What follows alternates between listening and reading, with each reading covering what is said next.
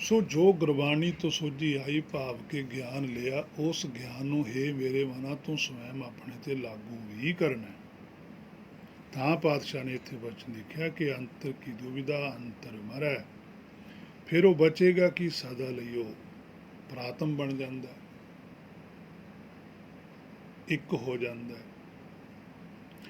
ਏਕ ਰਿਹਾ ਤਾਂ ਇੱਕੋ ਜਾਨਾ, ਇੱਕ ਹੋ ਕੇ ਹੀ ਇਹਨੂੰ ਪਤਾ ਲੱਗਦਾ। ਫਿਰ ਜਿਹੜੇ ਇੱਕੋ ਨੇ ਵੀ ਇੱਕੋ ਜੇ ਹੋਰ ਜਿੰਨੀਆਂ ਵੀ ਜੀਵਾਤਮਾਵਾਂ ਨੇ ਸੱਚਖੰਡ ਦੇ ਅੰਦਰ ਪੂਰਨ ਜੋਤਾਂ ਨੇ, ਫਿਰ ਇਹਨੂੰ ਉਹਨਾਂ ਦਾ ਇਹਨੂੰ ਦਰਸ਼ਨ ਹੁੰਦਾ, ਸੋਝੀ ਆਉਂਦੀ ਹੈ, ਫਿਰ ਉਹਨਾਂ ਵਿੱਚ ਜਾ ਕੇ ਸ਼ਾਮਲ ਹੋ ਜਾਂਦਾ। ਸੋ ਇਸੇ ਗੱਲ ਨੂੰ 10ਵੇਂ ਪਾਤਸ਼ਾਹ ਵੀ ਆਪਣੀ ਗੁਰਬਾਣੀ 'ਚ ਕਹਿੰਦੇ ਆ, ਦਵੈ ਤੇ ਏਕ ਰੂਪ ਹੋਏ ਗਏ, ਵੀ ਮੈਂ ਦੋ ਰੂਪਾਂ 'ਚ ਸੀਗਾ, ਦੋ ਤੋਂ ਇੱਕ ਹੋ ਗਿਆ। ਇਹੀ ਗੱਲ ਗੁਰਬਾਣੀ 'ਚ ਇੱਥੇ ਲਿਖੀ ਹੈ, ਇਕਤ ਘਰ ਆਵੈ, ਭਾਵ ਇੱਕ ਤੱਤ ਰੂਪ ਹੋ ਕੇ ਘਰ ਹਿਰਦੇ ਵਿੱਚ ਆਵੇ। ਗੁਰਮਤਿ ਗਿਆਨ ਭਾਵ ਕਿ ਗਿਆਨ ਦੀ ਜਿਹੜੀ ਮੱਤ ਹੈ, ਗੁਰਬਾਣੀ ਹੈ, ਇਹਦੇ ਨਾਲ ਜਾਗੇ। ਉਸ ਤੋਂ ਅੱਗੇ 266 ਪੰਨੇ ਉੱਪਰ ਵੀ ਪਾਤਸ਼ਾਹ ਕਹਿੰਦੇ ਆ, ਗੌੜੀ ਰਾਗ ਦੇ ਅੰਦਰ ਸੁਖਨੀ ਦੇ ਵਿੱਚ, ਸੂਖ ਦੁਖ ਜਨ ਸਮੁੰਦਰ ਸਟੇਤਾ, ਨਾਨਕ ਪਾਪ ਪੁੰਨ ਨਹੀਂ ਲੇਪਾ। ਹੁਣ ਇਹ ਸੰਸਾਰੀ ਪਾਪ ਪੁੰਨ ਹੈ ਕਿ ਜਦੋਂ ਸੂਖ ਦੁਖ ਜਨ ਸਮੁੰਦਰ ਸਟੇਤਾ ਹੋ ਜਾਂਦਾ, ਜਦੋਂ ਜਨ ਬਣ ਜਾਂਦਾ, ਭਾਵ ਕਿ ਇਹਦੇ ਕੋਲ ਨਿਰਾਕਾਰੀ ਪਾਪ ਪੁੰਨ ਦੀ ਸੋਝੀ ਆ ਜਾਂਦੀ ਹੈ ਕਿ ਸੱਚਖੰਡ ਵਿੱਚ ਕੀ ਵਰਤਦਾ, ਉਦੋਂ ਇਹਦੀ ਸਮਦ੍ਰਿਸ਼ਟੀ, ਸਮਦ੍ਰਿਸ਼ਟ ਹੈ, ਭਾਵ ਕਿ ਸਮ ਹੁੰਦਾ ਬਰਾਬਰ, ਇੱਕ ਹੈ। ਫਿਰ ਇਹਦੀ ਦ੍ਰਿਸ਼ਟੀ 'ਚ ਹੁੰਦਾ ਸਾਰਾ ਕੁਝ ਕਿ ਸੰਸਾਰ 'ਚ ਕੀ ਵਰਤ ਰਿਹਾ, ਭਾਵ ਸੁਖ ਸਾਗਰ ਦੇ ਅੰਦਰ ਕੀ ਵਰਤ ਰਿਹਾ, ਸੱਚਖੰਡ 'ਚ ਕੀ ਵਰਤ ਰਿਹਾ। ਸੂਖ ਦੁਖ ਕਿ ਸੁੱਖ ਕੀ ਹੈ, ਦੁੱਖ ਕੀ ਹੈ। ਸੁੱਖ ਹੈ ਉਹਦੀ ਸ਼ਰਨ ਵਿੱਚ ਰਹਿਣਾ, ਉਹਦੀ ਰਜ਼ਾ ਵਿੱਚ ਰਹਿਣਾ। ਦੁੱਖ ਹੈ ਉਹਦੇ ਭਾਣੇ ਤੋਂ ਬਾਹਰ ਰਹਿਣਾ। ਪਰਮੇਸ਼ਰ ਦੇ ਭਾਣੇ ਤੋਂ ਬਾਹਰ ਕੀ ਹੈ? ਜਿਹੜਾ ਮਨੁੱਖ ਹੈ, ਇਹਦੀ ਸੋਚ ਹੈ। ਸਰੀਰ ਕਰਕੇ ਭਾਣੇ ਤੋਂ ਬਾਹਰ ਨਹੀਂ ਜਾ ਸਕਦਾ। ਵਰਤਣਾ ਸਰੀਰ ਤੇ ਉਹੀ ਭਾਣਾ ਜੋ ਪਰਮੇਸ਼ਰ ਦਾ, ਇਹ ਸੋਚ ਸਕਦਾ। ਇਹਦਾ ਸੋਚਣਾ ਹੀ ਇਹਦੇ ਦੁੱਖਾਂ ਦਾ ਕਾਰਨ ਬਣ ਜਾਂਦਾ, ਇਹਦੀ ਚਿੰਤਾ ਹੀ ਚਿਖਾ ਦਾ ਕਾਰਨ ਬਣ ਜਾਂਦੀ ਹੈ। ਤਾਂ ਪਾਤਸ਼ਾਹ ਨੇ ਬਚਨ ਕਿਹਾ ਸੀ, ਨਾਨਕ ਚਿੰਤਾ ਮਤ ਕਰੋ, ਤੁਸੀਂ ਚਿੰਤਾ ਨਾ ਕਰੋ। ਚਿੰਤਾ ਤਿਸ ਹੀ ਹੈ, ਚਿੰਤਾ ਤਾਂ ਉਹਨੂੰ ਹੈ ਜਿਹੜਾ ਮਾਲਕ ਹੈ, ਤੁਸੀਂ ਕਿਹੜਾ ਮਾਲਕ ਹੋ। ਚਿੰਤਾ ਉਹ ਕਰੇ, ਪਰ ਜਦੋਂ ਤੁਸੀਂ ਚਿੰਤਾ ਕਰੋਗੇ ਤਾਂ ਤੁਸੀਂ ਆਪਣਾ ਜੀਵਨ ਵਿਅਰਥ ਗਵਾਓਗੇ। ਤੁਸੀਂ ਚਿੰਤਨ ਕਰੋ ਕਿ ਜਿਹੜੀ ਗਲਤੀ ਤੁਸੀਂ ਕਰੇ ਆਏ ਉਹਨੂੰ ਹੁਣ ਸੁਧਾਰਨ ਲਈ ਸਾਰਾ ਜ਼ੋਰ ਲਾਓ। ਇਹ ਨਾ ਦੇਖੋ ਵੀ ਹੁਣ ਗਲਤੀ ਹੋਈ ਕਿਵੇਂ ਸੀ, ਹੁਣ ਕੀ ਬਣੂਗਾ। ਉਹ ਤਾਂ ਹੋ ਗਈ, ਉਹ ਗਲਤੀ ਤੁਹਾਨੂੰ ਵੀ ਪਤਾ ਵੀ ਕੀ ਹੋਈ ਹੈ, ਬਸ ਉਹਨੂੰ ਸੁਧਾਰੋ। ਹੁਣ ਵਾਰ-ਵਾਰ ਗਲਤੀ ਬਾਰੇ ਸੋਚੀ ਜਾਣਾ ਤਾਂ ਠੀਕ ਨਹੀਂ ਹੈ। ਗਲਤੀ ਸੁਧਰਨੀ ਕਿਵੇਂ, ਉਹਦੇ ਬਾਰੇ ਵਿਚਾਰ ਕਰੋ। ਉਹ ਵਿਚਾਰ ਹੈ ਗੁਰਬਾਣੀ। ਸੁਸਤਾਂ ਪਾਤਸ਼ਾਹ ਨੇ ਇੱਥੇ ਬਚਨ ਕੀਤਾ ਵੀ ਸੂਖ ਦੁਖ ਜਨ ਸਮੁੰਦਰ ਸਟੇਤਾ, ਨਾਨਕ ਪਾਪ ਪੁੰਨ ਨਹੀਂ ਲੇਪਾ। ਪੰਜਵੇਂ ਪਾਤਸ਼ਾਹ ਕਹਿੰਦੇ ਫਿਰ ਉਹਨੂੰ ਕੋਈ ਪਾਪ ਪੁੰਨ ਦਾ ਲੇਪ ਨਹੀਂ ਲੱਗਦਾ, ਉਹ ਫਿਰ ਪਾਪ ਪੁੰਨ ਤੋਂ ਪਰੇ ਚਲਾ ਜਾਂਦਾ ਹੈ। ਪਰ ਕਿਹੜੇ ਤੋਂ? ਸੰਸਾਰੀ ਪਾਪ ਪੁੰਨ ਤੋਂ। ਸੰਸਾਰ ਦੇ ਅੰਦਰ ਜੋ ਵੀ ਕੁਛ ਹੁੰਦਾ ਉਹਨੂੰ ਭਾਣਾ ਲੱਗਦਾ ਵੀ ਇਹ ਭਾਣੇ 'ਚ ਵਰਤ। ਪਰ ਸਟੇਜ ਹੈ ਇਹ ਨਹੀਂ ਇਹ ਮੇਰੇ ਮਨ ਤੂੰ ਹੁਣ ਕਹਿ ਦੇਵੇਂਗਾ ਵੀ ਸੰਸਾਰ 'ਚ ਤਾਂ ਜਿਹੜਾ ਕੁਛ ਜਿਵੇਂ ਮਰਜ਼ੀ ਕਰੀ ਚਲੋ, ਕੋਈ ਪਾਪ ਪੁੰਨ ਨਹੀਂ। ਤੂੰ ਨਹੀਂ ਇਹ ਗੱਲ ਕਹਿ ਸਕਦਾ। ਇਹ ਪੰਜਵੇਂ ਪਾਤਸ਼ਾਹ ਇਹ ਗੱਲ ਕਹਿੰਦੇ ਆ। ਪਰ ਹਾਂ, ਜੇ ਤੂੰ ਪੰਜਵੇਂ ਪਾਤਸ਼ਾਹ ਦੀ ਗੱਲ ਮੰਨ ਲਵੇਂ, ਪੰਜਵੇਂ ਪਾਤਸ਼ਾਹ ਗੁਰਬਾਣੀ ਹੈ, ਜੇ ਤੂੰ ਇਹ ਗੱਲ ਮੰਨ ਲਵੇ, ਤੂੰ ਇੱਥੇ ਤੱਕ ਪਹੁੰਚ ਜਾਵੇਂ, ਫਿਰ ਤੂੰ ਵੀ ਕਹਿ ਸਕਦਾ। ਔਰ ਇਸ ਗੱਲ ਨੂੰ ਕਹੀ ਤੋਂ ਬਿਨਾਂ ਤੂੰ ਸੱਚਖੰਡ 'ਚ ਵੀ ਨਹੀਂ ਜਾ ਸਕਦਾ। ਜਿੰਨਾ ਚਿਰ ਤੇਰੇ ਅੰਦਰ ਇਹ ਅਵਸਥਾ ਨਹੀਂ ਆਉਂਦੀ, ਉਨਾ ਚਿਰ ਨਹੀਂ ਤੈਨੂੰ ਉਹਨਾਂ ਨੇ ਅੰਦਰ ਵੜਨ ਦੇਣਾ। ਉਹਨਾਂ ਚਿਰ ਤਾਂ ਤੇਰੀ ਮਨੌਤ ਹੈਗੀ ਹੈ ਇੱਥੇ। ਉਹਨੂੰ ਕਹਿਣਾ ਉੱਥੇ ਆ, ਫਿਰ ਤੁਹਾਡੇ ਵਾਲਾ ਪਾਪ ਪੁੰਨ ਭਾਈ ਉੱਥੇ ਜਾਓ, ਸਾਡੇ ਘਰੇ ਨਹੀਂ ਹੈ। ਨਾਨਕ ਹੈ ਘਰ ਕੇਵਲ ਨਾਮ। ਨਾਨਕ ਜੀ ਕਹਿੰਦੇ ਸਾਡੇ ਘਰੇ ਤਾਂ ਸਿਰਫ ਹੁਕਮ ਦੀ ਗੱਲ ਹੈ ਭਾਈ, ਹੋਰ ਕੁਝ ਨਹੀਂ ਹੈ। ਜਾਂ ਤਾਂ ਇੱਥੇ ਹੁਕਮੀ ਬੰਦਿਆਂ ਦੀ ਗੱਲ ਹੈ ਜਿਹੜੇ ਹੁਕਮ 'ਚ ਹੈ, ਤੇ ਜਾਂ ਜਿਹੜੇ ਭਾਈ ਹੁਕਮ ਚੱਲਣਾ ਚਾਹੁੰਦੇ ਆ ਉਹਨਾਂ ਦੀ ਗੱਲ ਹੈ। ਚੱਲਣ ਵਾਲਿਆਂ ਨੂੰ ਅਸੀਂ ਸਲਾਹ ਦਿੰਦੇ ਹਾਂ ਵੀ ਤੁਸੀਂ ਇਸ ਤਰੀਕੇ ਨਾਲ ਚੱਲੋ, ਉਹ ਚੱਲਦੇ ਤੋਂ ਇੱਥੇ ਪਹੁੰਚ ਜਾਂਦੇ ਆ। ਸੋ ਸ੍ਰੀ ਭਗਤ ਕਬੀਰ ਸਾਹਿਬ ਜੀ ਵੀ ਕਹਿੰਦੇ ਆ ਪੰਨਾ 325 ਦੇ ਉੱਪਰ, ਗੌੜੀ ਕਬੀਰ ਜੀ, ਪਾਪ ਪੁੰਨ ਦੋਏ ਏਕ ਸਮਾਨ। ਉਹੀ ਅਵਸਥਾ ਪੰਜਵੇਂ ਪਾਤਸ਼ਾਹ ਵਾਲੀ ਹੋਈ, ਕੋਈ ਫਰਕ ਨਹੀਂ ਹੈ, ਪਰ ਸਾਡੀ ਦ੍ਰਿਸ਼ਟੀ 'ਚ ਫਰਕ ਜ਼ਰੂਰ ਹੈ। ਪਾਪ ਪੁੰਨ ਦੋਏ ਏਕ ਸਮਾਨ, ਨਿਜ ਘਰ ਪਾਰਸ ਤਜੋ ਗੁਣ। ਕਹਿੰਦੇ ਜਿਹੜੇ ਪਾਪ ਪੁੰਨ ਨੇ, ਸੰਸਾਰ ਜੋ ਵੀ ਵਰਤ ਰਿਹਾ ਵਰਤਾਰਾ, ਉਹ ਸਾਡੇ ਲਈ ਇੱਕੋ ਹੀ ਹੈ। ਜਿਹੜਾ ਸੰਸਾਰ 'ਚ ਪੁੰਨ ਹੈ ਉਹ ਵੀ ਪਾਪ ਹੀ ਹੈ, ਜਿਹੜਾ ਪਾਪ ਹੈ ਸੰਸਾਰ 'ਚ ਉਹ ਵੀ ਪੁੰਨ ਨਹੀਂ ਹੈ। ਕਿਉਂ? ਕਹਿੰਦੇ ਨਿਜ ਘਰ ਪਾਰਸ। ਕਹਿੰਦੇ ਸਾਨੂੰ ਤਾਂ ਅਸਲੀ ਜਿਹੜਾ ਸਾਡਾ ਘਰ ਹੈ, ਨਿਜ ਘਰ ਹੈ, ਹਿਰਦਾ, ਉੱਥੇ ਰਸ ਆ ਗਿਆ, ਸਾਨੂੰ ਉੱਥੇ ਸੋਝੀ ਆ ਗਈ ਵੀ ਅਸਲ ਖੇਡ ਆ ਹੈ। ਤਜਹੋ ਗੁਣ ਆਨ। ਕਹਿੰਦੇ ਅਸੀਂ ਆਹ ਗੁਣ ਛੱਡਤੇ। ਆ ਜਿਹੜੇ ਮਾਇਆ ਦੇ 3 ਗੁਣ ਸੀ ਨਾ, ਜਿਹਨੂੰ ਸਾਰੇ ਸੰਸਾਰ ਨੇ ਫੜਿਆ ਹੋਇਆ, ਜਿੰਨੀਆਂ ਵੀ ਜੀਵ ਆਤਮਾਵਾਂ ਨੇ ਸਾਰੀਆਂ ਉਹਨਾਂ ਗੁਣਾਂ ਦੇ ਵਿੱਚ ਹੀ ਸਰਕਲ ਕਰਦੀਆਂ ਨੇ, ਅਸੀਂ ਉਹਨਾਂ ਗੁਣਾਂ ਨੂੰ ਛੱਡਤਾ। ਉਹ 3 ਗੁਣ ਨੇ, ਰਜੋ ਤਮੋ ਤੇ ਸਤੋ, ਬ੍ਰਹਮਾ ਵਿਸ਼ਨੂੰ ਵਿਸ਼ਨ ਤੇ ਮਹੇਸ਼। ਇਹਨਾਂ ਤਿੰਨਾਂ ਦੇ ਵਿੱਚ ਉਹਨਾਂ ਦਾ ਜੀਵਨ ਲੰਘਦਾ, ਸਾਡਾ ਨਹੀਂ ਲੰਘਦਾ, ਅਸੀਂ ਇਹਨਾਂ ਤੋਂ ਪਰੇ। ਤਾਂ ਹੀ ਪਾਤਸ਼ਾਹ ਨੇ, ਗੁਰੂ ਨਾਨਕ ਸਾਹਿਬ ਨੇ ਕਿਹਾ ਸੀ ਵੀ ਇਹ ਤਿੰਨਾਂ ਤੋਂ ਪਰੇ ਹੈ,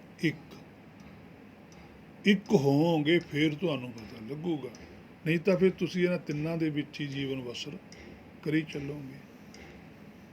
ਸੋ ਪੰਨਾ 351 ਦੇ ਉੱਪਰ ਵੀ ਗੁਰੂ ਨਾਨਕ ਸਾਹਿਬ ਵੀ ਕਹਿੰਦੇ ਆ, ਆਸਾ ਮਹੱਲਾ ਪਹਿਲਾ, ਕਿਆ ਮੋਹ ਲੈ ਕੀਚੈ ਅਰਦਾਸ, ਪਾਪ ਪੁੰਨ ਦੋਏ ਸਾਖੀ ਪਾਸ। ਕਹਿੰਦੇ ਕਿਆ ਮੋਹ ਲੈ ਕੀਚੈ ਅਰਦਾਸ। ਕਹਿੰਦੇ ਹੁਣ ਆਪਣੀ ਸੁਰਤ ਨੂੰ ਲੈ ਕੇ ਕੀ ਅਰਦਾਸ ਕਰੇਗਾ, ਕੀ ਆਖੇਗਾ। ਕਹਿੰਦੇ ਪਾਪ ਪੁੰਨ ਦੋਏ ਸਾਖੀ ਪਾਸ। ਜਿਹੜੀ ਪਾਪ ਪੁੰਨ ਦੀ ਤੂੰ ਸਿੱਖਿਆ ਲੈਤੀ ਹੋਈ ਆ ਉਹ ਤਾਂ ਤੇਰੇ ਕੋਲ ਹੀ ਹੈ। ਜੇ ਤਾਂ ਤੂੰ ਸੰਸਾਰ ਵਾਲੀ ਲੈ ਲਈ ਤਾਂ ਉਹ ਵੀ ਤੇਰੇ ਕੋਲ ਹੀ ਹੈ, ਜੇ ਤੂੰ ਨਿਰਾਕਾਰ ਵਾਲੀ ਲੈ ਲਈ ਉਹ ਵੀ ਤੇਰੇ ਕੋਲ ਹੀ ਹੈ। ਇਹ ਹੁਣ ਤੂੰ ਵੇਖ ਲੈ, ਪਾਤਸ਼ਾਹ ਕਹਿੰਦੇ ਵੀ ਕਰਨਾ ਕੀ ਹੈ, ਵੀ ਅੱਗੇ ਤੂੰ ਪੇਸ਼ ਹੋਣਾ, ਉੱਥੇ ਫਿਰ ਕੀ ਦਲੀਲ ਦੇਵੇਂਗਾ, ਉਹਨਾਂ ਨੇ ਪੁੱਛਣਾ।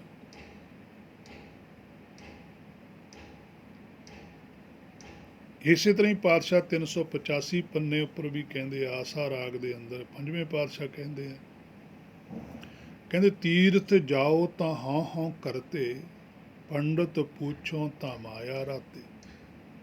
ਕਹਿੰਦੇ ਤੀਰਥਾਂ ਤੇ ਜਾਂਦੇ, ਤੇ ਜਾਂਦੇ ਕੀ ਕਰਦੇ, ਹਾਂ, ਤੀਰਥ ਜਾਓ ਤਾਂ ਹਾਂ ਹਾਂ ਕਰਤੇ। ਕਹਿੰਦੇ ਭਰਮ ਦੇ ਵਿੱਚ ਹੀ ਜਾਂਦੇ, ਜੋ ਬਾਹਰ ਸਰੀਰਕ ਤੌਰ ਤੇ ਤੀਰਥ ਬਣੇ ਨੇ, ਉੱਥੇ ਜਾਣਾ ਵੀ ਭਰਮ ਦਾ ਕਾਰਨ ਹੀ ਹੈ, ਭਰਮ ਹੀ ਪੈਦਾ ਹੁੰਦਾ ਉੱਥੇ ਜਾ ਕੇ। ਤੁਸੀਂ ਕਿਸੇ ਵੀ ਤੀਰਥ ਤੇ ਜਾਓ, ਉੱਥੋਂ ਕਹਿੰਦੇ ਸਾਡੀ ਮਰਜ਼ਾਦਾ ਆ ਹੈ, ਦੂਜੇ ਕਹਿੰਦੇ ਆ ਹੈ, ਤੀਜਾ ਕਹਿੰਦਾ ਆ ਹੈ, ਜਦ ਕਿ ਗੁਰਬਾਣੀ, ਗੁਰੂ ਗ੍ਰੰਥ ਸਾਹਿਬ ਜੀ ਦਾ ਸਰੂਪ ਇੱਕੋ ਹੀ ਹੈ। ਮਰਜ਼ਾਦਾ ਸਭ ਦੀਆਂ ਵੱਖੋ ਵੱਖਰੀਆਂ ਨੇ। ਫਿਰ ਜਾਣ ਵਾਲਾ ਜੀਵ ਇਹ ਸੋਚਦਾ ਵੀ ਹੁਣ ਮੈਂ ਇੱਥੇ ਕੀ ਕਰਾਂ, ਇਹਨਾਂ ਦੀ ਗੱਲ ਸਹੀ ਹੈ ਜਾਂ ਉਹਨਾਂ ਦੀ ਗੱਲ ਸਹੀ ਹੈ, ਜਾਂ ਉਹਨਾਂ ਦੀ ਗੱਲ ਸਹੀ ਹੈ, ਕਿਉਂਕਿ ਉਸ ਵੇਲੇ ਚੱਲਦੀ ਸੀ, ਮੰਦਿਰ 'ਚ ਕੁਛ ਹੋਰ ਗੱਲ ਸੀ, ਮਸੀਤ 'ਚ ਕੁਛ ਹੋਰ ਸੀਗੀ, ਦਿਓਰੇ 'ਚ ਕੁਛ ਹੋਰ ਸੀ, ਮਠਾਂ ਵਿੱਚ ਕੁਛ ਹੋਰ ਗੱਲ ਚੱਲਦੀ ਸੀ, ਜੋਗੀਆਂ ਕੋਲ ਕੁਛ ਹੋਰ ਸੀ, ਕਾਜੀ ਮੁੱਲਾ ਮਿਲਦੇ ਸੀ, ਜਦੋਂ ਗੱਲ ਕੁਛ ਹੋਰ ਕਹਿੰਦੇ ਸੀ, ਪੰਡਤ ਕੁਛ ਹੋਰ ਗੱਲ ਕਹਿੰਦਾ ਸੀ। ਉਹਨਾਂ ਦਾ ਵਿਖਿਆਨ ਪਾਤਸ਼ਾਹ ਨੇ ਕੀਤਾ ਵੀ ਤੀਰਥ ਜਾਓ ਤਾਂ ਹਾਂ ਹਾਂ ਕਰਦੇ, ਪੰਡਤ ਪੁੱਛੋ ਤਾਂ ਮਾਇਆ ਰਾਤੇ। ਕਹਿੰਦੇ ਜਦੋਂ ਪੰਡਤਾਂ ਦੇ ਨਾਲ ਗੱਲ ਹੁੰਦੀ ਸੀ, ਉਹ ਫਿਰ ਉਹ ਸਾਰਾ ਕੁਛ ਕਰਕੇ, ਸਾਰਾ ਉਪਦੇਸ਼ ਦੇ ਕੇ ਬਾਅਦ 'ਚ ਕਹਿੰਦੇ ਸੀ ਵੀ ਦਾਨ ਦਕਸ਼ਨਾ ਤਾਂ ਦਿਓ ਫਿਰ ਕੁਛ। ਉਹ ਦਾਨ ਦਕਸ਼ਨਾ ਜਦੋਂ ਮੰਗਦੇ ਸੀ, ਕਹਿੰਦੇ ਫਿਰ ਤੁਸੀਂ ਤਾਂ ਮਾਇਆ 'ਚ ਰਾਤੇ ਹੋਏ। ਉਪਦੇਸ਼ ਤੁਸੀਂ ਦਿੰਦੇ ਹੋ ਕਿ ਮਾਇਆ ਛੱਡ ਕੇ ਜਾਣੀ ਹੈ, ਇੱਥੋਂ ਨਾਲ ਕੁਛ ਨਹੀਂ ਜਾਣਾ, ਤੇ ਮੰਗ ਫੇਰ ਰਹੇ ਹੋ। ਤੁਸੀਂ ਨਹੀਂ ਮੰਗ ਸਕਦੇ।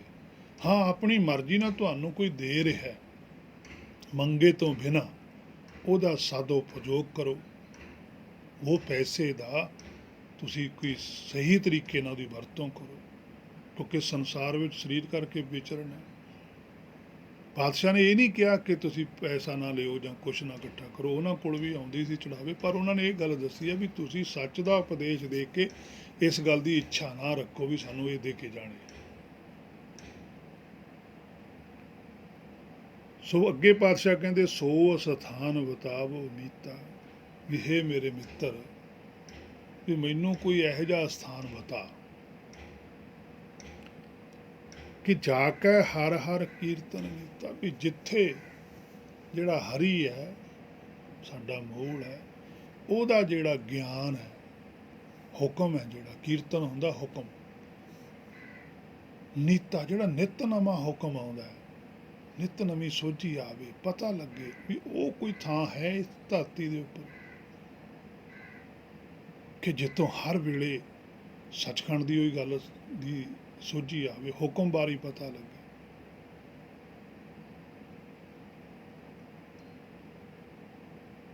ਹੁਣ ਸਾਡੇ ਕੀਰਤਨ ਸ਼ਬਦ ਦਾ ਵੀ ਅਰਥ ਕੁਛ ਹੋਰ ਬਣ ਗਿਆ, ਜਦ ਕਿ ਗੁਰਬਾਣੀ ਜਿਹੜਾ ਕੀਰਤਨ ਸ਼ਬਦ ਆਇਆ ਇਹ ਹੁਕਮ ਪ੍ਰਤੀ ਹੈ। ਕਰ ਕੀਰਤਨ ਹੋਏ ਉਧਾਰ, ਉੱਥੇ ਮਨ ਨੂੰ ਕਿਹਾ ਹੈ ਵੀ ਹੇ ਮੇਰੇ ਮਨਾ ਕਰ, ਆਤਮਾ ਪ੍ਰਾਤਮਾ ਇੱਕ ਕਰ, ਕਰ ਹੁੰਦੇ ਆ ਦੋਨੇ ਹੱਥ, ਕਿ ਦੋਨਿਆਂ ਨੂੰ ਇੱਕ ਕਰ ਜੋੜ, ਹੋਏ ਉਧਾਰ, ਕਹਿੰਦੇ ਤੇਰਾ ਉਧਾਰ ਹੋ ਜਵੇ। ਉਧਾਰ ਕਾਹਦੇ ਨਾਲ ਹੋਣਾ? ਹੁਕਮ ਨਾਲ। ਹੁਕਮ ਮੰਨਿਆ ਹੋਵੇ ਪ੍ਰਵਾਨ, ਹੁਕਮ ਮੰਨੇ ਤੇ ਪ੍ਰਵਾਨਤਾ ਹੋਣੀ ਹੈ। ਕਲ ਯੁੱਗ ਮੈਂ ਕੀਰਤਨ ਪ੍ਰਧਾਨਾ, ਕਲ ਯੁੱਗ ਕੀ ਹੈ? ਕਲਪਨਾ ਦਾ ਸਮਾਂ। ਜਿੰਨਾ ਚਿਰ ਸਾਡੇ ਕੋਲ ਸਰੀਰ ਹੈ, ਇਹ ਸਰੀਰ ਦੇ ਅੰਦਰ ਅੰਦਰ ਕਲਪਨਾ ਚੱਲਦੀ ਹੈ ਸਾਡੇ ਅੰਦਰ। ਅਸੀਂ ਕਲਪਨਾ ਛੱਡ ਕੇ ਯੁੱਗ ਕਰਨਾ, ਜੁੜਨਾ, ਯੋਗ ਕਰਨਾ ਹੈ। ਅਸੀਂ ਕਿਹਦੇ ਨਾਲ ਕਰਨਾ? ਇਹਦੇ ਅੰਦਰ ਕੀ ਹੈ? ਕੀਰਤਨ ਪ੍ਰਧਾਨਾ, ਹੁਕਮ ਪ੍ਰਧਾਨ ਹੈ। ਇੱਥੇ ਹੁਕਮ ਨਾਲ ਜੁੜਨਾ ਹੈ ਅਸੀਂ। ਸਾਨੂੰ ਗੁਰਬਾਣੀ ਵਾਰ-ਵਾਰ ਕਹਿ ਰਹੀ ਹੈ ਹੁਕਮ ਬੂਝ। ਜਦੋਂ ਅਸੀਂ ਬੁੱਝਾਂਗੇ ਤਾਂ ਜੋੜਾਂਗੇ। ਕੀਰਤਨ ਪ੍ਰਧਾਨਾ, ਕਹਿੰਦੇ ਕੀਰਤਨ ਪ੍ਰਧਾਨ ਹੈ, ਹੁਕਮ ਪ੍ਰਧਾਨ ਹੈ। ਇਸ ਭਾਵ ਸਾਗਰ ਦੇ ਅੰਦਰ ਗੁਰਬਾਣੀ ਦੀ ਸੋਝੀ ਪ੍ਰਧਾਨ ਹੈ। ਗੁਰਮੁਖ ਜਪੀ, ਕਹਿੰਦੇ ਆਪਣੀ ਬੁੱਧੀ ਨੂੰ ਸੁਗਿਆਨ ਨੂੰ ਸਮਝਣ ਵਾਸਤੇ ਲਾਈਏ ਧਿਆਨਾ, ਉਹ 'ਚ ਧਿਆਨ ਲਾ ਕੇ ਰੱਖ ਕਿ ਮੈਨੂੰ ਹੁਕਮ ਦੀ ਸੋਝੀ ਆ। ਅਖੰਡ ਕੀਰਤਨ ਜਹ ਭੋਜਨ ਚੂਰਾ, ਅਖੰਡ ਕੀਰਤਨ, ਉਹ ਤਾਂ ਲਗਾਤਾਰ ਹੁਕਮ ਚੱਲੀ ਰਿਹਾ ਪਰਮੇਸ਼ਰ ਦਾ। ਇਹ ਸਾਡਾ ਭੋਜਨ ਹੈ। ਬ੍ਰਹਮ ਗਿਆਨੀ ਕੈ ਭੋਜਨ ਗਿਆਨ।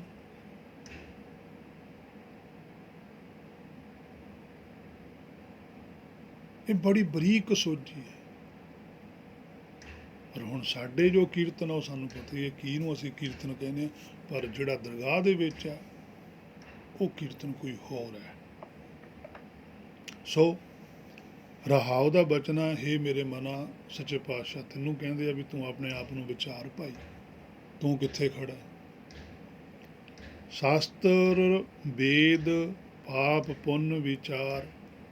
ਹੁਣ ਸ਼ਾਸਤਰਾਂ ਤੇ ਵੇਦ ਦੇ ਅੰਦਰ ਪਾਪ ਪੁੰਨ ਦੀ ਵਿਚਾਰ ਹੈ। ਹੁਣ ਜਿਹੜਾ ਇੱਥੇ ਵੇਦ ਸ਼ਬਦ ਹੈ ਇਹ ਸ਼ਾਸਤਰ ਦੇ ਪਿੱਛੇ ਲਿਖਿਆ ਹੈ, ਭਾਵ ਕਿ ਜਿਹੜਾ ਗਿਆਨ ਸ਼ਾਸਤਰਾਂ ਦਾ ਜਿਨ੍ਹਾਂ ਦੇ ਕੋਲ ਹੈ, ਜਿਨ੍ਹਾਂ ਦੇ ਕੋਲ ਸਿਮਰਤੀਆਂ ਤੇ ਸ਼ਾਸਤਰਾਂ ਦਾ ਗਿਆਨੀ ਨੇ, ਜਿਹੜੇ ਪੰਡਤ ਨੇ, ਬ੍ਰਾਹਮਣ ਨੇ, ਜੋਗੀ ਨੇ, ਮੁੱਲਾ ਕਾਜੀ ਨੇ, ਜਾਂ ਅੱਜ ਵੀ ਜਿਹੜੇ ਧਾਰਮਿਕ ਆਗੂ ਨੇ, ਉਹਨਾਂ ਕੋਲ ਸਿਮਰਤੀਆਂ ਤੇ ਸ਼ਾਸਤਰਾਂ ਵਾਲਾ ਗਿਆਨ, ਵੇਦ ਦਾ ਅਰਥ ਦਾ ਗਿਆਨ। ਪਾਪ ਪੁੰਨ ਵਿਚਾਰ, ਉਹ ਪਾਪ ਪੁੰਨ ਦੀ ਵਿਚਾਰ ਕਰਦੇ। ਤੀਜੇ ਪਾਤਸ਼ਾਹ ਵੀ ਕਹਿੰਦੇ ਆ ਸਿਮਰਤ ਸ਼ਾਸਤਰ ਪਾਪ ਪੁੰਨ ਵਿਚਾਰ ਦੇ, ਤੱਤੈ ਸਾਰ ਨਾ ਜਾਣੀ। ਉਹਨਾਂ ਨੂੰ ਤੱਤ ਦਾ ਨਹੀਂ ਪਤਾ। ਇਹਦਾ ਮਤਲਬ ਤੱਤ ਫਿਰ ਪਾਪ ਪੁੰਨ ਤੋਂ ਪਰੇ ਹੈ। ਤੱਤੈ ਸਾਰ ਨਾ ਜਾਣੀ ਗੁਰ ਵਾਜੋਂ, ਤੱਤੈ ਸਾਰ ਨਾ ਜਾਣੀ। ਆਤਮਿਕ ਸੁਗਿਆਨ ਤੋਂ ਬਿਨਾਂ ਉਹ ਤੱਤ ਦਾ ਪਤਾ ਹੀ ਨਹੀਂ ਲੱਗਦਾ ਕਿ ਉਹ ਕੀ ਹੈ। ਸ਼ਾਸਤਰਾਂ ਦਾ ਗਿਆਨ ਬਸ ਸੰਸਾਰੀ ਪਾਪ ਪੁੰਨ ਦੀ ਗੱਲ ਕਰਦਾ, ਕਿਉਂਕਿ ਅਗਲੀ ਪੰਕਤੀ ਇਹੀ ਹੈ। ਹੁਣ ਅੱਗੇ ਪਾਤਸ਼ਾਹ ਨੇ ਲਿਖਿਆ ਨਾ, ਨਰਕ ਸੁਰਗ ਫਿਰ ਫਿਰ ਅਵਤਾਰ। ਹੁਣ ਪੰਡਤ ਨੇ ਕੀ ਕੀਤਾ, ਉਹਨੇ ਸੰਸਾਰੀ ਜਿਹੜਾ ਪਾਪ ਪੁੰਨ ਸੀ ਉਹਦੇ ਲਈ ਇੱਕ ਸਿਮਰਤੀ ਬਣਾਈ, ਜਿਹਨੂੰ ਮੰਨੂ ਸਿਮਰਤੀ ਕਹਿੰਦੇ ਆ। 27 ਸਿਮਰਤੀਆਂ ਨੇ, ਕੋਈ 29 ਕਹਿੰਦਾ, ਚਲੋ ਕਿੰਨੀਆਂ ਵੀ ਨੇ। ਉਹਨੇ ਸਿਮਰਤੀਆਂ ਦੇ ਵਿੱਚ ਤਰਤੀਬ ਬਣਾਈ ਵੀ ਆਹ ਕਰਨਾ ਪੁੰਨ ਹੈ, ਆਹ ਕਰਨਾ ਪਾਪ। ਜੇ ਤੋਂ ਆਹ ਪਾਪ ਹੋ ਗਿਆ ਤਾਂ ਤੁਸੀਂ ਇੰਨਾ ਦਾਨ ਕਰ ਦਿਓ, ਇਹ ਤੁਹਾਡਾ ਪੁੰਨ ਬਣ ਜਾਏਗਾ, ਪਾਪ ਕੱਟਿਆ ਜਾਵੇਗਾ।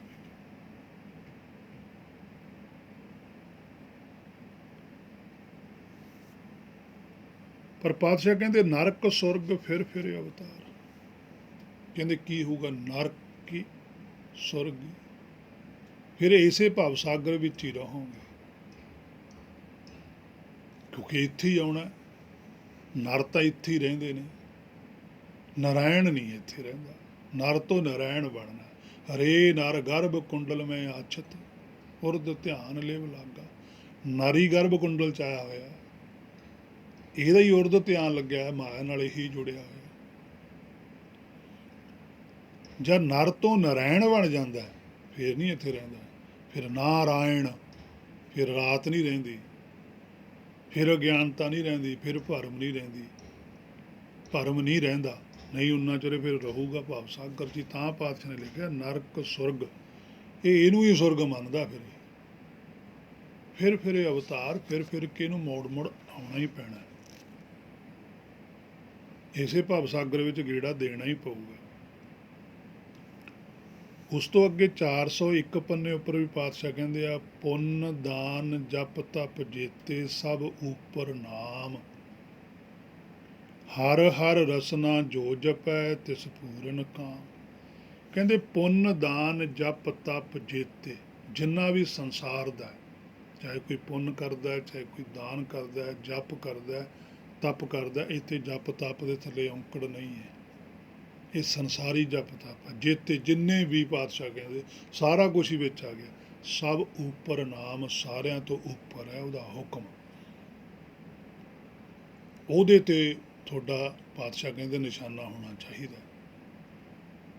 ਹਰ ਹਰ ਰਸਨਾ, ਦੋ ਵਾਰੀ ਹਰ ਆਇਆ। ਪਹਿਲਾ ਜਿਹੜਾ ਹਰ ਹੈ ਉਹ ਨਾਮ ਹੈ ਸੱਚਖੰਡ ਦਾ, ਦੂਜਾ ਹਰ ਹੈ ਸਾਡਾ ਮੂਲ ਹੈ ਜਿਹੜਾ, ਰਸਨਾ ਹੈ ਉਹਦੀ ਬੁੱਧੀ, ਜੀਵਾਤਮਾ। ਜੋ ਜਪ ਹੈ, ਜਿਹੜੀ ਜੀਵਾਤਮਾ, ਕਿਉਂਕਿ ਬੁੱਧੀ ਨਹੀਂ ਬੁੱਧ ਵੱਲ ਹੀ ਵਧਣਾ, ਜਿਹੜੀ ਉਸ ਨਾਮ ਨੂੰ ਬਾ ਹੁਕਮ ਨੂੰ ਸਮਝਦੀ ਹੈ ਤੇ ਸਪੂਰਨ ਕਾਮ, ਉਹਦੀ ਜਿਹੜੀ ਇੱਛਾ ਹੈ ਉਹ ਪੂਰੀ ਹੋ ਜਾਂਦੀ। ਇਹੀ ਇੱਛਾ ਹੈ ਕਿ ਮੇਰਾ ਭਰਮ ਨਿਕਲ ਜਾਵੇ, ਭਰਮ ਖਤਮ ਹੋ ਜਾਵੇ। ਗੁਰ ਪ੍ਰਸਾਦ ਭਰਮ ਕਾ ਨਾਸ, ਮੇਰੇ ਅੰਦਰੋਂ ਭਰਮ ਦਾ ਨਾਸ ਹੋ ਜਾਵੇ। ਇਹਨੂੰ ਪਤਾ ਵੀ ਜਦੋਂ ਭਰਮ ਦਾ ਨਾਸ ਹੋ ਗਿਆ ਤੇ ਮੈਂ ਇੱਕੋ ਹੀ ਹਾਂ।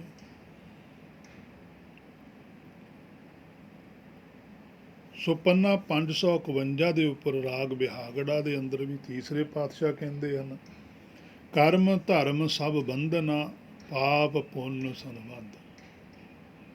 ਕਹਿੰਦੇ ਜਿੰਨਾ ਚਿਰ ਤੁਸੀਂ ਆਪਣੀ ਸੋਚ ਦੇ ਨਾਲ ਧਰਮ ਬਣਾ ਕੇ ਚੱਲੋਗੇ, ਧਾਰਨਾ ਰੱਖੋਗੇ ਆਪਣੀ ਵੀ ਆਹੀ ਸੱਚ ਹੈ, ਕਹਿੰਦੇ ਸਭ ਬੰਧਨ, ਕਹਿੰਦੇ ਸਾਰਾ ਕੁਛ ਹੀ ਬੰਧਨ ਦਾ ਕਾਰਨ ਹੀ ਇਹ ਹੈ ਕਿ ਪਾਪ ਪੁੰਨ ਸੰਬੰਧ। ਤੁਹਾਡਾ ਪਾਪ ਪੁੰਨ ਦੇ ਨਾਲ ਸੰਬੰਧ ਪੈਦਾ ਹੋ ਜਾਵੇ।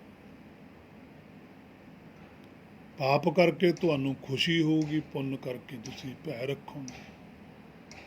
ਸਾਰੀ ਜ਼ਿੰਦਗੀ ਤੁਸੀਂ ਇਸੇ ਤਰੀਕੇ ਨਾਲ ਗੁਜ਼ਾਰੋਗੇ, ਫਿਰ ਤੁਹਾਨੂੰ ਹੁਕਮ ਦੀ ਸੋਝੀ ਤਾਂ ਆਉਣੀ ਹੋਈ ਨਹੀਂ ਹੈਗੀ। ਹੁਕਮ ਬਾਰੇ ਤਾਂ ਤੁਸੀਂ ਜਾਣੋਗੇ, ਨਿਰਭੈ ਤਾਂ ਹੋ ਹੀ ਨਹੀਂ ਸਕਦੇ, ਫਿਰ ਤਾਂ ਭੈ 'ਚ ਸਮਾਂ ਗੁਜ਼ਰੂਗਾ। ਅਤੇ ਜੇ ਤੁਹਾਡਾ ਭੈ 'ਚ ਸਮਾਂ ਗੁਜ਼ਰਦਾ ਫਿਰ ਜੀਵਨ ਸਫਲ ਨਹੀਂ ਹੋਣਾ। ਗੁਰਬਾਣੀ ਤਾਂ ਕਹਿੰਦੀ ਨਿਰਭਉ ਹੋਏ ਭਜੋ ਭਗਵਾਨ। ਨਿਰਭਉ ਹੋਵੋ, ਫਿਰ ਤੁਸੀਂ ਉਹਦੇ ਨਾਲ ਜੁੜ ਸਕਦੇ ਹੋ, ਕਿਉਂਕਿ ਉਹ ਆਪ ਨਿਰਭਉ ਹੈ। ਉਹਨੂੰ ਤਾਂ ਆਪਣੇ ਵਰਗਾ ਹੀ ਚਾਹੀਦਾ। ਉਹ ਕਹਿੰਦਾ ਮੇਰੇ ਵਰਗੇ ਹੀ ਬਣੋ, ਫੇਰ ਹੀ ਗੱਲ ਬਣੂਗੀ। ਹੀਰਿਆਂ ਦੇ ਵਿੱਚ ਜਾ ਕੇ ਹੀਰਾ ਹੀ ਪਵੇ ਤਾਂ ਹੀ ਮੁੱਲ ਆ। ਜੇ ਹੁਣ ਹੀਰਿਆਂ ਦੇ ਵਿੱਚ ਤੁਸੀਂ ਕੱਚ ਲਿਜਾ ਕੇ ਰੱਖ ਵੀ ਦੇਵੋਗੇ, ਭਾਵੇਂ ਚਮਕਦਾ ਕੱਚ ਵੀ ਹੈ, ਪਰ ਜੌਹਰੀ ਨੇ ਤਾਂ ਪਛਾਣ ਹੀ ਲੈਣਾ ਨਾ। ਉਹਨੇ ਤਾਂ ਦੇਖਦੀ ਸਾਰੀ ਕਹਿਣਾ ਵੀ ਆਹ ਕੱਚ ਹੈ, ਉਹਨੇ ਤਾਂ ਭਗਾ ਕੇ ਬਾਹਰ ਮਾਰਨਾ। ਪਰ ਉਹ ਮਾਰਦਾ ਵੀ ਬੜੇ ਗੁੱਸੇ ਨਾਲ। ਫਿਰ ਇੱਥੇ ਕਿਉਂ ਰੱਖਿਆ ਲਿਆ ਕੇ? ਹੇ ਮੇਰੇ ਮਨਾ, ਤੇਰੇ ਨਾਲ ਵੀ ਐਸਾ ਹੀ ਹਾਲ ਹੋਵੇਗਾ। ਖਰੇ ਖਜ਼ਾਨੇ ਪਾਈ ਆ ਉੱਥੇ, ਖੋਟੇ ਸੱਟੀ ਆ ਬਾਹਰ ਬਾਹਰ। ਮਮਤਾ ਮੋਹ ਸੋ ਬੰਧਨਾ, ਪੁੱਤਰ ਕਲਤਰ ਸੋ ਧੰਦ। ਆ ਵੇਖ ਮੇਰੇ ਪਾਤਸ਼ਾਹ ਨੇ ਤੈਨੂੰ ਮਨਾ ਕੀ ਕਿਹਾ। ਕਹਿੰਦੇ ਮਮਤਾ ਮੋਹ, ਮਮਤਾ ਹੁੰਦੀ ਆ ਜਿਹੜਾ ਬਾਹਰਲਾ ਸਰੀਰ ਹੈ, ਇਹਦੇ ਨਾਲ ਜੁੜ ਜਾਣਾ। ਇਹਦੇ ਨਾਲ ਇੰਨਾ ਜ਼ਿਆਦਾ ਮੋਹ ਪਾ ਲਿਆ। ਸੋ ਬੰਧਨਾ, ਕਹਿੰਦੇ ਤੂੰ ਤਾਂ ਇਹੀ ਸਭ ਤੋਂ ਵੱਡਾ ਬੰਧਨ ਪਾਈ ਬੈਠਾ। ਉਸ ਤੋਂ ਅੱਗੇ ਕੀ ਗੱਲ ਆ? ਪੁੱਤਰ ਕਲਤਰ ਸੋ ਧੰਦ। ਫਿਰ ਪੁੱਤਰ ਨੇ ਭਾਵ ਕਿ ਜਿਹੜਾ ਤੇਰਾ ਆਪਣਾ ਸੰਸਾਰੀ ਗਿਆਨ ਹੈ, ਜਿਹੜਾ ਤੂੰ ਸੰਸਾਰੀ ਮਨੌਤ ਮੰਨੀ ਬੈਠਾ, ਇਹ ਤੇਰਾ ਪੁੱਤਰ ਹੀ ਹੈ। ਜਿਹੜਾ ਦੂਜਾ ਸਰੀਰ ਕਰਕੇ ਜਿਹਨੂੰ ਅਸੀਂ ਪੁੱਤਰ ਮੰਨਦੇ ਹਾਂ, ਉਹ ਤਾਂ ਅਸੀਂ ਮੰਨੀ ਬੈਠੇ ਹਾਂ, ਉਹ ਸਾਡਾ ਪੁੱਤਰ ਥੋੜ੍ਹਾ। ਉਹ ਤਾਂ ਸਾਡੀ ਇੱਕ ਸਰੀਰਕ ਸੰਸਾਰੀ ਆਇਡੈਂਟੀਟੀਆਂ ਨੇ ਵੀ ਆ ਮੇਰਾ ਮੁੰਡਾ, ਮੇਰਾ ਪਿਓ ਆ, ਮੇਰੀ ਘਰ ਵਾਲੀ ਹੈ, ਜਾਂ ਕੁਛ ਵੀ ਅਦਰਵਾਈਜ਼ ਜੋ ਹੈ। ਪਰ ਸੱਚੇ ਦੀ ਦਰਗਾਹ 'ਚ ਨਹੀਂ ਪ੍ਰਵਾਨ ਹੈਗਾ। ਉਹ ਤਾਂ ਉਹਦੇ ਅੰਦਰ ਆਪਣੀ ਜੀਵ ਆਤਮਾ, ਉਹਦੇ ਕੋਲ ਆਪਣਾ ਸਰੀਰ ਹੈ। ਤੇਰਾ ਪੁੱਤਰ ਕਿਹੜਾ ਹੈ? ਜਿਹਦੇ ਨਾਲ ਤੇਰਾ ਬੰਧਨ ਪਿਆ ਹੈ, ਤੇਰਾ ਪੁੱਤਰ ਹੈ। ਤੇਰੀ ਆਪਣਾ ਗਿਆਨ, ਆਪਣੀ ਮੱਤ। ਕਲੱਤਰ ਬੁੱਧੀ ਹੁੰਦੀ ਹੈ, ਇਸਤਰੀ ਹੁੰਦੀ ਹੈ। ਇਸਤਰੀ ਸਾਡੀ ਬੁੱਧੀ ਹੈ।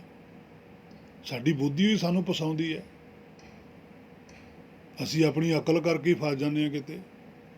ਅਕਲ ਦੇ ਬਸ ਪੈ ਕੇ ਅਸੀਂ ਗਲਤ ਕੰਮ ਕਰਦੇ ਹਾਂ। ਅਕਲ ਦਾ ਹੀ ਸਾਨੂੰ ਫਿਕਰ ਹੁੰਦਾ ਵੀ ਮੇਰੀ ਇੱਜ਼ਤ ਹੈ, ਮੇਰੀ ਬੇਇੱਜ਼ਤੀ ਹੋ ਜਾਣੀ ਹੈ। ਸੋ ਪੁੱਤਰ ਹੈ ਜਿਹੜੀ ਸਾਡੀ ਸੋਚ ਹੈ, ਜੋ ਅਸੀਂ ਬਾਹਰ ਸੋਚਦੇ ਹਾਂ ਵੀ ਆਹ ਵੀ ਇਕੱਠਾ ਕਰ ਲਈ, ਉਹ ਵੀ।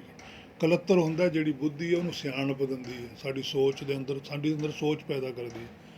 ਪਾਤਸ਼ਾਹ ਕਹਿੰਦੇ ਸੋ ਧੰਦਾ, ਕਹਿੰਦੇ ਸਾਰਾ ਕੁਝ ਧੰਦਾ ਹੀ ਹੈ ਤੇਰਾ। ਜਹ ਦੇਖਾ ਤਹ ਜੇਬਰੀ, ਮਾਇਆ ਕਾ ਸੰਬੰਧ। ਕਹਿੰਦੇ ਹੈਰਾਨੀ ਹੁੰਦੀ ਹੈ ਵੀ ਸਾਰਾ ਕੁਝ ਤੈਨੂੰ ਦਿਖਦਾ, ਤੇਰੇ ਸਾਹਮਣੇ ਹੈ। ਤਹ ਜੇਵਰੀ ਹੈ, ਕਹਿੰਦੇ ਤੇਰੇ ਗਲ 'ਚ ਸੰਗਲ ਪੈਂਦਾ ਹੈ। ਨੰਗਾ ਦੋਜਕ ਚਾਲਿਆ, ਰਾਧੀ ਸੈਖਰ ਆਡਣ। ਨੰਗਾ ਜਾਏਗਾ,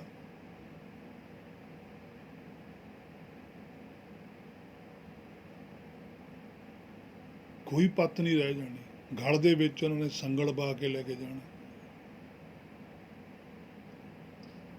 ਗਲ ਸੰਗਲ ਘੱਤ ਚਲਾਇਆ, ਉਹ ਜੇਵਰੀ ਹੈ। ਜਹ ਦੇਖਾ ਤੈ ਜੇਵਰੀ, ਮਾਇਆ ਕਾ ਸੰਬੰਧ। ਆ ਜਿਹੜੀ ਤੂੰ ਮਾਇਆ ਨਾਲ ਜੁੜ ਗਿਆ ਨਾ, ਗੁਰਬਾਣੀ ਤੋਂ ਬਾਹਰ ਹੋ ਕੇ ਚੱਲਣ ਲੱਗ ਪਿਆ, ਗੁਰਬਾਣੀ ਦੀ ਗੱਲ ਨੂੰ ਨਹੀਂ ਮੰਨ ਕੇ ਰਾਜੀ। ਗੁਰਬਾਣੀ ਤੋਂ ਬਿਨਾਂ ਸਾਰਾ ਕੁਝ ਮਾਇਆ ਹੀ ਹੈ, ਚਾਹੇ ਤੂੰ ਕੁਛ ਵੀ ਕਰ ਲੈ। ਜਿੰਨਾ ਚਿਰ ਤੂੰ ਗੁਰਬਾਣੀ ਦੀ ਗੱਲ ਤੇ ਪਹਿਰਾ ਨਹੀਂ ਦਿੰਦਾ, ਉਨਾ ਚਿਰ ਇਹ ਮਾਇਆ ਹੀ ਹੈ। ਇਹ ਜੇਵਰੀ ਹੋਈ ਹੈ। ਇਹ ਤੇਰੇ ਗਲ 'ਚ ਰੱਸਾ ਟਾਈਟ ਹੁੰਦਾ ਹੀ ਚਲੇ ਜਾਣਾ। ਇੱਕ ਦਿਨ ਤੂੰ ਇੰਨਾ ਰੱਸਾ ਆਪ ਹੀ ਟਾਈਟ ਕਰ ਲੈਣਾ, ਆਤਮ ਘਾਤੀ, ਜਗਤ ਕਸਾਈ।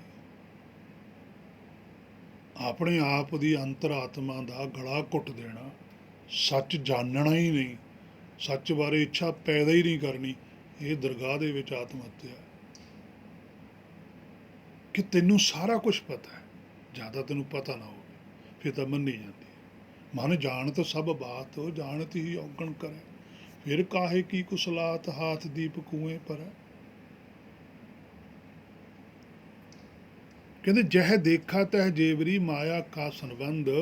ਨਾਨਕ ਸੱਚੇ ਨਾਮ ਬਿਨ। ਪੰਜਵੇਂ ਪਾਤਸ਼ਾਹ ਕਹਿੰਦੇ, ਤੀਸਰੇ ਪਾਤਸ਼ਾਹ ਕਹਿੰਦੇ ਸੱਚੇ ਨਾਮ ਤੋਂ ਬਿਨਾਂ ਜੋ ਕੁਛ ਵੀ ਤੇਰੀ ਵਰਤਣ ਹੈ, ਜੋ ਕੁਛ ਵੀ ਤੂੰ ਵਰਤਦਾ, ਵਰਤਣ ਵਰਤ ਹੈ ਅੰਧ। ਕਹਿੰਦੇ ਅੰਨਾ ਹੋ ਕੇ ਸਾਰਾ ਕੁਛ ਤੂੰ ਕਰ ਰਿਹਾ। ਕਿਤੇ ਅੰਨਾ ਕਹਿ ਦਿੰਦੇ ਆ, ਕਿਤੇ ਸੁੱਤਾ ਪਿਆ ਕਹਿ ਦਿੰਦੇ, ਕਿਤੇ ਸੁਪਨੇ 'ਚ ਕਹਿ ਦਿੰਦੇ। ਤਰੀਕਾ ਇੱਕੋ ਹੀ ਹੈ, ਸ਼ਬਦ ਵੱਖੋ ਵੱਖਰੇ ਤਰੀਕਿਆਂ ਨਾਲ ਸਾਨੂੰ ਸਮਝਾਉਂਦੀ ਹੈ ਗੁਰਬਾਣੀ। ਭਾਵ ਕਰਮ ਧਰਮ ਆਪਣੀ ਸੋਚ ਮੁਤਾਬਕ ਧਰਮ ਸੱਚ ਨੂੰ ਮੰਨਣਾ, ਇਹੀ ਬੰਧਨ ਹੈ। ਇਸੇ ਕਰਕੇ ਪਾਪ ਪੁੰਨ ਨਾਲ ਸੰਬੰਧ ਬਣ ਗਿਆ। ਸੋ ਗੁਰ ਕੀ ਮਤ ਸੋਚ ਕੀ ਹੈ? ਸੱਚੇ ਨਾਮ ਬਿਨ, ਹੁਕਮ ਦੀ ਸੋਝੀ ਤੋਂ ਬਿਨਾਂ ਜੋ ਵੀ ਵਰਤਣ ਹੈ ਸਾਰੀ ਉਹ ਅੰਧ ਹੈ, ਜੋ ਅਸੀਂ ਕਰ ਰਹੇ ਹਾਂ। ਉਸ ਤੋਂ ਅੱਗੇ 917 ਪੰਨੇ ਉੱਪਰ ਵੀ ਰਾਮਕਲੀ ਰਾਗ ਦੇ ਅੰਦਰ ਜਿਹੜੀ ਆਨੰਦ ਦੀ ਗੁਰਬਾਣੀ ਹੈ, ਤੀਸਰੇ ਪਾਤਸ਼ਾਹੀ ਕਹਿੰਦੇ ਆ, ਸਿਮਰਤੀ ਸ਼ਾਸਤਰ ਪੁੰਨ ਪਾਪ ਵਿਚਾਰ ਦੇ ਤੱਤੈ ਸਾਰ ਨਾ ਜਾਣੀ। ਕਹਿੰਦੇ ਤੱਤ ਬਾਰੇ ਨਹੀਂ ਉਹਦੇ ਵਿੱਚ ਕੁਝ ਵੀ ਗੱਲ ਲਿਖੀ, ਪਾਪ ਪੁੰਨ ਦੀ ਜ਼ਰੂਰ ਵਿਆਖਿਆ ਕੀਤੀ ਗਈ ਹੈ। ਤੱਤ ਇਹਦਾ ਮਤਲਬ ਫਿਰ ਕੋਈ ਹੋਰ ਹੈ, ਉਹੀ ਤੱਤ ਹੈ ਹੁਕਮ ਜਾਂ ਦਰਗਾਹ ਦਾ ਪਾਪ ਪੁੰਨ। ਪੰਨਾ 949 ਉੱਪਰ ਵੀ ਪਾਤਸ਼ਾਹ ਕਹਿੰਦੇ, ਸਿਮਰਤ ਸ਼ਾਸਤਰ ਸਾਜਿਅਨ ਪਾਪ ਪੁੰਨ ਗਣਤ ਗਣੀਨੀ, ਜਿਸ ਬੁਝਾਏ ਸੋ ਬੁਝ ਸੀ ਸੱਚੇ ਸ਼ਬਦ ਪਤੀ। ਦੇਖੋ, ਸਿਮਰਤ ਸ਼ਾਸਤਰ ਸਾਜਿਅਨ, ਪਾਤਸ਼ਾਹ ਕਹਿੰਦੇ ਇਹ ਸਿਮਰਤ ਸ਼ਾਸਤਰ ਨੇ ਸਾਜੀ ਹੈ। ਪਾਪ ਪੁੰਨ ਦੀ ਗਣਤ ਗਣੀਨੀ, ਕਹਿੰਦੇ ਜਿਹੜਾ ਪਾਪ ਪੁੰਨ ਗਿਣਿਆ ਗਿਆ ਵੀ ਆਹ ਪਾਪ ਆਹ ਪੁੰਨ ਹੈ, ਇਹਦੀ ਜਿਹੜੀ ਗਿਣਤੀ ਕੀਤੀ ਹੈ, ਰੂਪ ਰੇਖਾ ਬਣਾਈ ਹੈ, ਇਹ ਸਿਮਰਤ ਸ਼ਾਸਤਰ ਨੇ ਬਣਾਈ ਹੈ, ਨਾ ਕਿ ਸੱਚਖੰਡ ਵਿੱਚੋਂ ਆਈ ਹੈ। ਗੁਰਬਾਣੀ 'ਚ ਨਹੀਂ ਆਈ ਇਸ ਤਰ੍ਹਾਂ ਦੀ ਗੱਲ, ਵੇਦ 'ਚ ਨਹੀਂ ਆਇਆ ਇਹ। ਵੇਦ ਵਿੱਚ ਪਾਪ ਪੁੰਨ ਦਰਗਾਹ ਵਾਲਾ ਹੀ ਆਇਆ। ਜਿਹੜਾ ਸੰਸਾਰ ਦੇ ਵਿੱਚ ਸਰੀਰਾਂ ਤੇ ਲਾਗੂ ਕੀਤਾ ਗਿਆ ਉਹ ਤਾਂ ਇਕੱਲੇ ਮਨੁੱਖ ਤੇ ਹੀ ਲਾਗੂ ਹੈ, ਫਿਰ ਬਾਕੀ ਜੁਨੀਆਂ ਤੇ ਤਾਂ ਲਾਗੂ ਹੀ ਨਹੀਂ ਹੁੰਦੀ ਗੁਰਬਾਣੀ। ਅਰ ਮਨੁੱਖ ਦੇ ਉੱਪਰ ਹੀ ਸਿਮਰਤ ਸ਼ਾਸਤਰ ਲਾਗੂ ਕੀਤੇ ਨੇ ਇਹਨਾਂ ਨੇ, ਬਾਕੀ ਜੁਨਾਂ ਦਾ ਭਾਣੇ ਚਲੀਆਂ ਆਉਂਦੀਆਂ ਨੇ, ਤਾਂ ਹੀ ਉਹ ਅੱਗੇ ਵੱਧਦੀਆਂ ਆਉਂਦੀਆਂ ਨੇ। ਮਨੁੱਖਾ ਜੁਨੀ ਵਿੱਚ ਆ ਕੇ ਭਾਣੇ ਦਾ ਵਿਰੋਧ ਕਰਦੀ ਹੈ ਜੀਵ ਆਤਮਾ। ਸਿਮਰਤ ਸ਼ਾਸਤਰ ਸਾਜਿਅਨ ਪਾਪ ਪੁੰਨ ਗਣਤ ਗਣੀਨੀ, ਪਾਤਸ਼ਾਹ ਕਹਿੰਦੇ ਜਿਸੇ ਬੁਝਾਏ ਸੋ ਬੁਝੀ, ਕਹਿੰਦੇ ਜਿਹਨੂੰ ਉਹ ਬੁਝਾ ਦੇਵੇ ਗੱਲ, ਜਿਹੜਾ ਗੁਰਬਾਣੀ ਤੋਂ ਬੁੱਝ ਲਵੇ ਜਾਂ ਕੋਈ ਗੁਰਮੁਖ ਕਿਸੇ ਨੂੰ ਸਮਝਾ ਦੇਵੇ, ਸੋ ਬੁਝੀ, ਕਹਿੰਦੇ ਉਹ ਬੁੱਝ ਲੈਂਦਾ। ਕੀ ਬੁੱਝ ਲੈਂਦਾ? ਸੱਚਾ ਸ਼ਬਦ ਪਤੀ, ਕਿ ਮੈਂ ਤਾਂ ਸੱਚੇ ਸ਼ਬਦ ਦੇ ਦੁਆਰਾ ਹੀ ਭਤੀਜਣਾ, ਮੈਨੂੰ ਤਾਂ ਜੋ ਗੁਰਬਾਣੀ ਨੇ ਕਿਹਾ ਮੈਂ ਤਾਂ ਉਹੀ ਮੰਨਣਾ। ਸ਼ਬਦ ਦੀ ਦੱਦੇ ਨੂੰ ਸਿਆਰੀ ਪਈ ਹੈ, ਸ਼ਬਦ ਵਿੱਚੋਂ ਹੀ ਜਿਹੜੀ ਗੱਲ ਮੈਨੂੰ ਪਤੀ ਵੱਲੋਂ ਆ ਰਹੀ ਹੈ, ਹੁਕਮ ਵੱਲੋਂ ਆ ਰਹੀ ਹੈ, ਮੈਂ ਤਾਂ ਉਹਦੇ ਨਾਲ ਹੀ ਭਤੀਜਣਾ, ਉਹਦੇ ਨਾਲ ਹੀ ਪਰਚਣਾ, ਉਸੇ ਗੱਲ ਨੂੰ ਸੱਚ ਮੰਨਣਾ। ਸੰਸਾਰ ਕੁਛ ਵੀ ਮੰਨੇ, ਉਹ ਸੰਸਾਰ ਦੀ ਆਪਣੀ ਅੰਡਰਸਟੈਂਡਿੰਗ ਹੈ, ਆਪਣੀ ਮਰਜ਼ੀ ਹੈ, ਪਰ ਜਿਹੜੇ ਗੁਰਮੁਖ ਨੇ ਉਹ ਗੁਰੂ ਦੀ ਗੱਲ ਮੰਨਦੇ ਹਨ।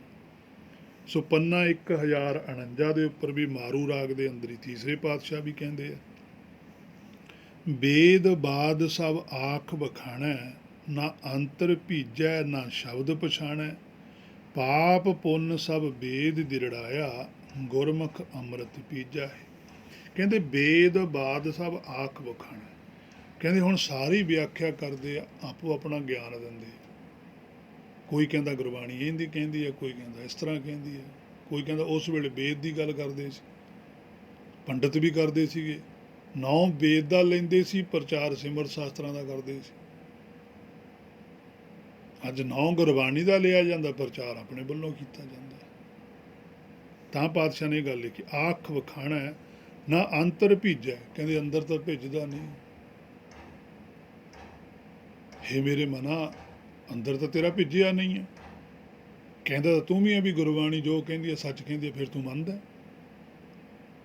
ਇਕੱਲਾ ਕਹਿਣ ਨਾਲ ਨਹੀਂ ਕੁਛ ਬਣਨਾ, ਤੈਨੂੰ ਮੰਨਣਾ ਪਊਗਾ। ਜੇ ਤੂੰ ਐਂ ਕਹੀ ਗਿਆ ਵੀ ਗੁਰਬਾਣੀ ਜੋ ਕਹਿੰਦੀ ਹੈ ਸੱਚ ਹੈ ਜੀ, ਮੰਨਣਾ ਚਾਹੀਦਾ, ਤੂੰ ਆਪ ਨਾ ਮੰਨਿਆ, ਫਿਰ ਤੂੰ ਜ਼ਿਆਦਾ ਦੋਸ਼ੀ ਬਣੇਗਾ। ਪੜ੍ਹਿਆ ਹੋਵੇ ਗੁਨਾਹਗਾਰ, ਕਿਉਂਕਿ ਤੂੰ ਤਾਂ ਜਾਣਦਾ, ਪੜ੍ਹ ਲਈ ਗੁਰਬਾਣੀ ਵੀ, ਗੁਰਬਾਣੀ 'ਚ ਤਾਂ ਇਹ ਲਿਖਿਆ, ਗੁਰਬਾਣੀ ਤਾਂ ਇਸ ਤਰ੍ਹਾਂ ਕਹਿ ਰਹੀ ਹੈ। ਜੇ ਤੂੰ ਨਾ ਮੰਨਿਆ ਤਾਂ ਤੂੰ ਜ਼ਿਆਦਾ ਵੱਡਾ ਗੁਨਾਹਗਾਰ ਹੈ, ਕਿ ਤੂੰ ਤਾਂ ਸਾਰਾ ਕੁਝ ਜਾਣਦਾ ਸੀ। ਓਮੀ ਸਾਧਨਾ ਮਾਰੀ, ਉਹ ਤਾਂ ਕਹਿ ਵੀ ਦੇਣਗੇ ਵੀ ਸਾਨੂੰ ਤਾਂ ਜੀ ਗੁਰਬਾਣੀ ਬਾਰੇ ਪਤਾ ਨਹੀਂ ਲੱਗਿਆ, ਹੁਣ ਕੀ ਕਰਦੇ, ਸਾਨੂੰ ਮਾਫ ਕਰੋ। ਉਹਨਾਂ ਨੂੰ ਤਾਂ ਕੋਈ ਚਾਂਸ ਮਿਲ ਸਕਦਾ। ਜਿਵੇਂ ਕੱਲ੍ਹ ਵੀ ਇੱਕ ਬਚਨ ਪੜ੍ਹਿਆ ਸੀ ਵੀ ਆਪ ਡੁੱਬੇ ਚਾਹੋਂ ਵੇਦ ਮੇਂ ਚੇਲੇ ਦੀ ਇਹ ਵਹਾਏ, ਹੇ ਮੇਰੇ ਮਨਾ ਤੂੰ ਤਾਂ ਡੁੱਬ ਗਿਆ। ਤੇਰੀਆਂ ਗੱਲਾਂ ਸੁਣਨ ਵਾਲੇ ਤਾਂ ਤਰਦੇ ਨੇ ਅਜੇ, ਉਹ ਤਾਂ ਨਿਕਲ ਸਕਦੇ ਆ, ਪਰ ਤੂੰ ਆਪਣੇ ਆਪ ਨੂੰ ਡੁੱਬਿਆ ਮੰਨ ਲਏਗਾ ਜੇ ਤੂੰ ਗੁਰਬਾਣੀ ਦੀ ਗੱਲ ਸਵੈਮ ਨਾ ਮੰਨੀ। ਜਿੱਦਣ ਤੂੰ ਗੁਰਬਾਣੀ ਦੀ ਇੱਕ ਗੱਲ ਮੰਨ ਲਈ, ਫਿਰ ਤੂੰ ਤੈਰ ਜਾਏਗਾ, ਫਿਰ ਤੂੰ ਡੁੱਬ ਨਹੀਂ ਸਕਦਾ। ਫਿਰ ਤੈਨੂੰ ਭਾਵੇਂ ਸਾਰੀ ਮਾਇਆ ਫੜ ਕੇ ਡੁਬਾਉਣ ਜਾਂ ਚਾਹੇ, ਫਿਰ ਨਹੀਂ ਤੂੰ ਡੁੱਬਦਾ। ਪਰ ਇੱਕ ਗੱਲ ਨਾਨਕ ਲੇਖੈ, ਇੱਕ ਗੱਲ ਹੋਰ ਹਉਮੈ ਚੱਕਣਾ, ਕਿਸੇ ਇੱਕ ਗੱਲ ਤੇ ਗੁਰਬਾਣੀ ਦੇ ਤੇ ਖੜ ਜਾ, ਬਸ ਸਮਝ ਨਹੀਂ ਜੀਵਨ ਸਫਲ ਹੈ। ਪਰ ਗੁਰਬਾਣੀ ਕਰਾਮਾਤ ਕਰਕੇ ਵੀ ਦਿਖਾਊਗੀ, ਪ੍ਰਤੱਖ ਕਰਾਮਾਤ ਵਰਤੂਗੀ ਤੇਰੇ ਨਾਲ, ਪਰ ਇੱਕ ਗੱਲ ਤੇ ਖੜਤਾ ਸਹੀ ਨਾ ਕਿਸੇ ਤੇ। ਐਵੇਂ ਨਹੀਂ ਹੈ, ਗੱਲੀ ਕਿਨੇ ਨਾ ਪਾਇਆ, ਗੱਲੀ ਜੋਗ ਨਾ ਹੋਈ, ਗੱਲਾਂ ਨਾਲ ਨਹੀਂ ਗੱਲ ਬਣੀ। ਸੋ ਅੰਦਰ ਵਿਚਾਰ ਕੇ ਚੱਲ। ਨਾ ਅੰਤਰ ਭੀਜੈ ਨਾ ਸ਼ਬਦ ਪਛਾਣੈ। ਕਹਿੰਦੇ ਕੋਈ ਸ਼ਬਦ ਦੀ ਪਛਾਣ ਹੀ ਨਹੀਂ ਹੈਗੀ। ਸ਼ਬਦ ਪਛਾਣੈ ਭਾਵ ਕਿ ਜਿਹੜਾ ਗੁਰਬਾਣੀ ਤੋਂ ਸੋਝੀ ਆਉਣੀ ਹੈ ਉਹਦੇ ਨਾਲ ਆਪਣਾ ਆਪਾ ਪਛਾਣਿਆ ਹੀ ਨਹੀਂ, ਅੰਦਰ ਭਿੱਜਿਆ ਹੀ ਨਹੀਂ। ਪੁੰਨ ਪਾਪ ਸਭ ਬੇਦੀ ਦ੍ਰਿੜਾਇਆ। ਕਹਿੰਦੇ ਜਿਹੜੇ ਗਿਆਨੀ ਸੀਗੇ, ਹੁਣ ਦੱਦੇ ਨੂੰ ਸਿਆਰੀ ਪਈ ਹੈ ਇੱਥੇ। ਜੇ ਤਾਂ ਹੁਣ ਅਸੀਂ ਨੂੰ ਵੇਦ ਹੀ ਪੜ੍ਹਦੇ ਹਾਂ, ਚਲੋ ਪੜ੍ਹਦੇ ਤਾਂ ਵੇਦ ਹੀ ਹਾਂ, ਫਿਰ ਤਾਂ ਮਤਲਬ ਵੀ ਵੇਦ ਨੇ ਇਹ ਗੱਲ ਕਹੀ ਹੈ, ਦ੍ਰਿੜ ਕਰਾਇਆ। ਵੇਦ ਨੇ ਨਹੀਂ ਦ੍ਰਿੜ ਕਰਾਇਆ। ਜਿਵੇਂ ਅੱਜ ਅਸੀਂ ਵੀ ਕਹਿੰਦੇ ਗੁਰਬਾਣੀ ਐਂ ਕਹਿੰਦੀ ਹੈ, ਗੁਰਬਾਣੀ ਨਹੀਂ ਕਹਿੰਦੀ, ਅਸੀਂ ਕਹਿੰਦੇ ਹਾਂ। ਗੁਰਬਾਣੀ ਕੁਛ ਹੋਰ ਕਹਿੰਦੀ ਹੈ, ਜਦੋਂ ਅਸੀਂ ਉਹਨੂੰ ਪ੍ਰਚਾਰ 'ਚ ਲੈ ਕੇ ਆਉਂਦੇ ਅਸੀਂ ਕੁਛ ਹੋਰ ਬਣਾਉਂਦੇ ਉਹਦੀ ਗੱਲ। ਇੱਥੇ ਵੇਦ ਤਾਂ ਹੀ ਦੱਦੇ ਨੂੰ ਸਿਆਰੀ ਪਾਈ। ਤੀਜੇ ਪਾਤਸ਼ਾਹ ਕਹਿੰਦੇ ਵੇਦ 'ਚ ਨਹੀਂ ਐਂ ਲਿਖਿਆ ਹੋਇਆ ਜਿਵੇਂ ਤੁਸੀਂ ਪ੍ਰਚਾਰ ਕਰਦੇ ਹੋ। ਜਿਹੜਾ ਆਉਣ ਵਾਲੇ ਸਮੇਂ 'ਚ ਭਗਤ ਆਊਗਾ ਭਵ ਸਾਗਰ ਦੇ ਅੰਦਰ, ਉਹਨੇ ਵੀ ਸਾਡੇ ਆ ਕੇ ਉੱਪਰ ਇਹੀ ਦਫਾ ਲਾਉਣੀ ਆ ਵੀ ਤੁਸੀਂ ਗੁਰਬਾਣੀ ਕਹਿੰਦੇ ਹੋ, ਗੁਰਬਾਣੀ 'ਚ ਤਾਂ ਲਿਖਿਆ ਨਹੀਂ ਹੋਇਆ, ਦਿਖਾਓ ਕਿੱਥੇ ਲਿਖਿਆ ਆ। ਜਿਹੜੀ ਗੱਲ ਨੂੰ ਤੁਸੀਂ ਕਹਿੰਦੇ ਹੋ ਵੀ ਇਸ ਤਰ੍ਹਾਂ ਆਏ ਆ, ਉਹ ਕਹਿੰਦੇ ਗੁਰਬਾਣੀ 'ਚ ਦਿਖਾਓ ਇੱਕ ਵੀ ਗੱਲ ਇਸ ਤਰ੍ਹਾਂ ਤਾਂ ਹੈ ਨਹੀਂ ਗੁਰਬਾਣੀ 'ਚ ਲਿਖੀ। ਫਿਰ ਸਾਡੇ ਕੋਲ ਕੋਈ ਜਵਾਬ ਨਹੀਂ ਹੋਣਾ, ਫਿਰ ਅਸੀਂ ਚੁੱਪ ਕਰਾਂਗੇ ਜਾਂ ਫਿਰ ਅਸੀਂ ਉਹਦਾ ਵਿਰੋਧ ਕਰਾਂਗੇ।